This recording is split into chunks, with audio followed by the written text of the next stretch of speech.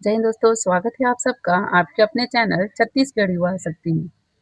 दोस्तों, जैसा कि आपने 12 जुलाई को CGSI का एग्ज़ाम दिया था और 13 जुलाई को ही इसका जो मॉडल आंसर है, ये विभाग की ओर से जारी कर दिया गया है, छत्तीसगढ़ लोक सेवा आयोग की ओर से। इसमें 341 पोस्ट थे और 33 जिलों में आयोजन हुआ था परीक्षा का, 183 जो एग्ज़ाम सेंटर है वहाँ पर। अब दोस्तों यहाँ पे मेन चीज़ है कि इसका जो मॉडल आंसर जारी हो चुका है, आपको यदि किसी भी प्रश्न में डाउट हो, किसी भी प्रश्न में आपको डाउट हो, लग रहा होगा कि विभाग ने गलत आंसर लिया है या प्रश्न ही गलत था, तो आप 13 जुलाई से 21 जुलाई, अंतिम तिथि है 21 जुलाई तक दावा आपत्ति कर सकते हैं। ठीक है? इसके लिए आपको छत्तीसगढ़ लोक सेवा आयोग की आधिकारिक वेबसाइट पे जाना होगा।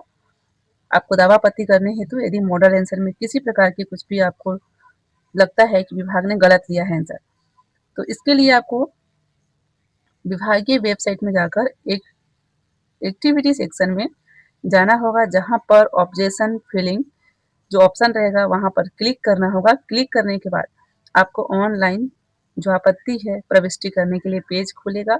आपको उसमें अपना परीक्षा का नाम, प्रश्न पत्र, परीक्षा का जो है प्रश्न क्रमांक, वो इसमें चयन करके डालना होगा।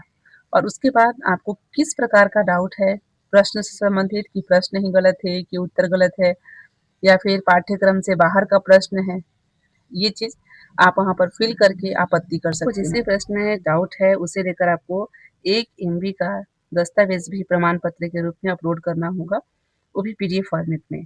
उसके बाद आप आपत्ति दर्ज करने हेतु ऐड बटन पे क्लिक करेंगे। उसके बाद और भी यदि आपको डाउट है किसी प्रश्न को लेकर, तो आप उसमें भी आपत्ति कर सकते हैं। और फाइनली आप अंत में क्या करेंगे, सेव करेंगे। बट ये जो भी प्रोसेस है बच्चों, इसके लिए आपको फ्री में नहीं है, बल्कि एक प्रश्न के लिए 50 रुपये आपको पे करना है। यदि आप 2 प्रश्न करते हैं तो कितना हो जाएगा, 100 रुपये, 4 करते हैं तो 200 रुपये। मतलब यहाँ बोला है प्रति प्रश्न, है ना? मतलब एक प्रश्न 50 रुपये। तो जितने आप आपत्ति दर्ज करेंगे जितने प्रश्नों में, उतना के लिए आपको 50-50 रुपये पे करना पड़ेगा। और इस प्रकार आप जो है, जब तक पेमेंट नहीं करेंगे तब तक आपका दावापत्ति पूर्ण नहीं माना जाएगा। तो ये जो प्रक्रिया रही है दावापत्ति करने की, तो यदि आपको डाउट हो तो दावापत्ति बिल्कुल कर सकते हैं।